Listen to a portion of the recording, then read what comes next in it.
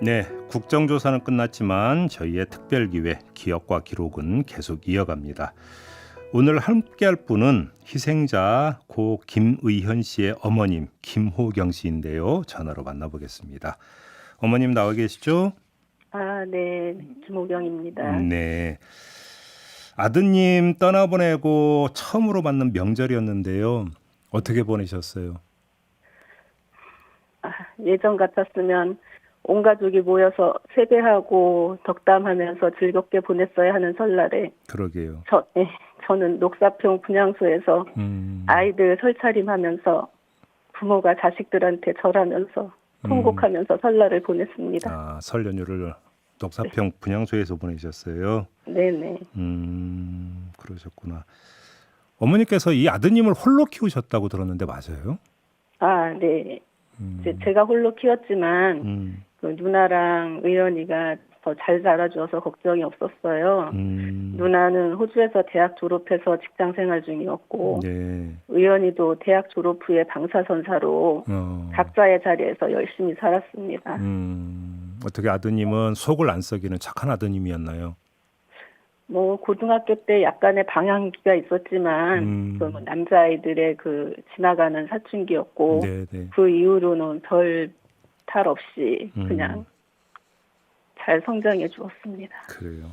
아드님께서 이 코로나가 한창일 때 이때 선별진료소가 운영이 됐는데 이때 선별진료소 근무도 자원했었다고 들었는데요. 어떤 네네. 사연이 있었던 거예요?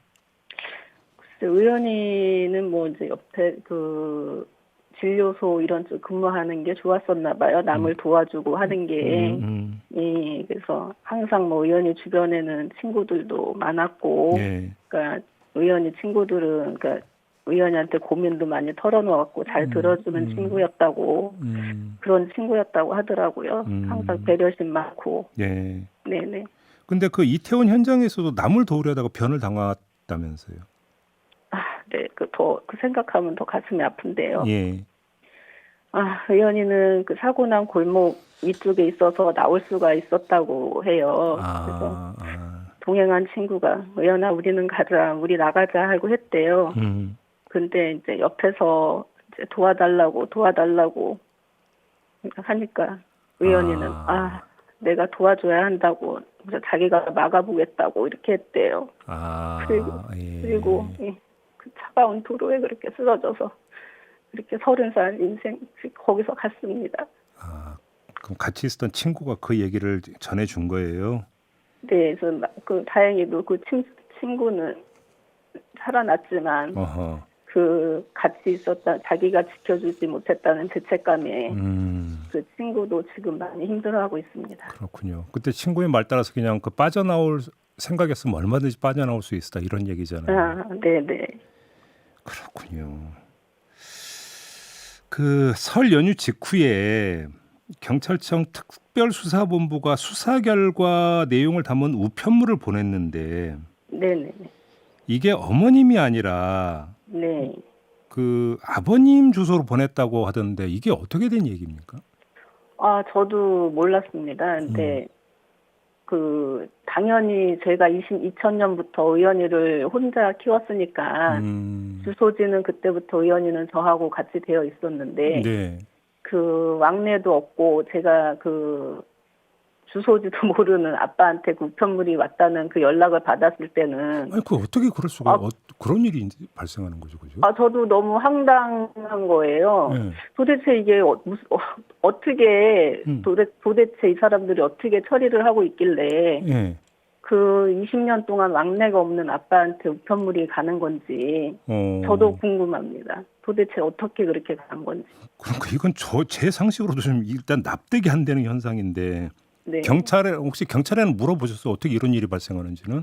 그게 어제 제가 연락을 받아서 어제 받았어요? 네네네. 오늘 제가 한번 알아보려고 합니다. 어떻게 그렇게 우편물이 그렇게 간 건지. 네네. 그러니까 아드님 주소가 분명히 어머님하고 같이 돼 있었던 거잖아요. 그렇죠. 20년을 넘게 저랑 같이 있었는데. 정말 이해가 안 되는 현상이네요. 네. 그리고 또 한 가지. 그 어머니께서 다른 유족들의 연락처를 요구를 했지만 공무원한테 거절을 당하셨어요? 네. 저는 당연히 국가에서 연락이 올 줄 알았습니다. 예, 예. 근데 뭐 아무것도 연락이 온 것도 없었고, 음. 저는 너무 이제 당황해서 아무 생각 없이 장례를 치르고 난 후에, 네. 제가 장례 중에도 한번 요구를 했고요. 이제 장례가 끝난 후에 이제 수원시에 있는 제 공무원에게 유가족 연락처를 알려달라고 했습니다. 근데 이제 개인정보라서 알려줄 수는 없다고 했고, 저는 그냥 제가 제 개인정보를 공유할 테니, 다른 유가족의 연락처를 달라고 해서 그들을 이제 문자로 예. 두 유가족의 연락처를 문자로 받았습니다. 아, 그런 일이 있었군요. 예, 제 연락처를 먼저 주고. 그리고 그 어머니께서 지금 설 연휴 기간에 녹사평 분향소에 계셨다니까 좀 더 궁금하기도 한데 네네. 이 설 연휴 때 이상민 행안부 장관이 사전 예고도 없이 그 합동 분향소를 찾은 적이 있었잖아요. 아, 네네. 어떻게 지켜보셨어요, 이 장면은? 근데 저는 그때는 또 그 현장에는 없었고, 예. 이제 그거는 이제 저도 이제 얘기만 들었는데요.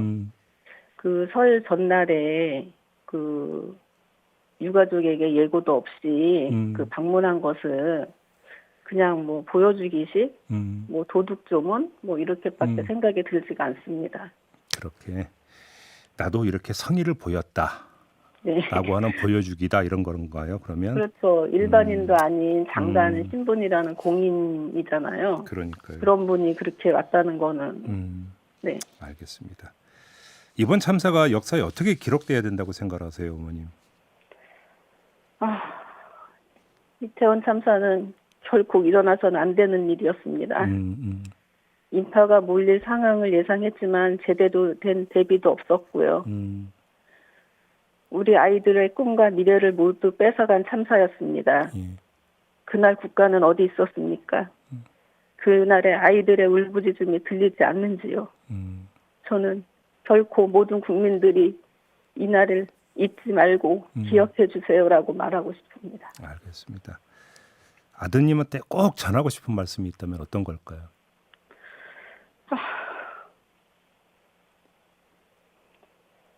제 핸드폰 알람은 지금도 새벽 5시 55분에 울립니다. 선별진료소에 출근하기에 6시에 우리 아들 깨워주려고 지금도 맞춰놓고 있는데요. 네. 저는 의원이한테 해주고 싶은 말이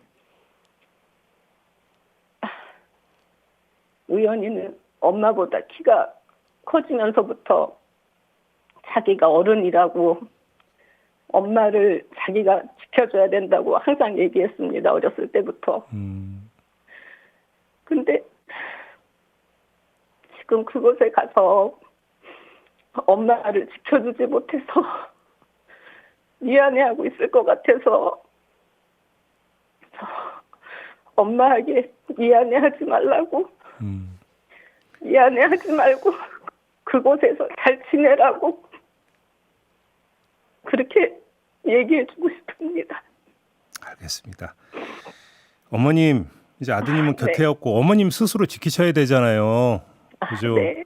네. 분향소도 지키시는데 날이 엄청 춥잖아요. 한 네, 겹, 네. 두 겹 꼭 더 껴입고 따뜻하게 지내셔야 돼요. 네, 알겠습니다. 힘내시고요, 어머님. 네, 네, 잊지 말아주세요. 네, 알겠습니다. 오늘 말씀 잘 들었습니다. 고맙습니다, 어머님. 네. 네, 12.19 참사 희생자 고 김의현 씨의 어머님 김호경 씨와 함께했습니다.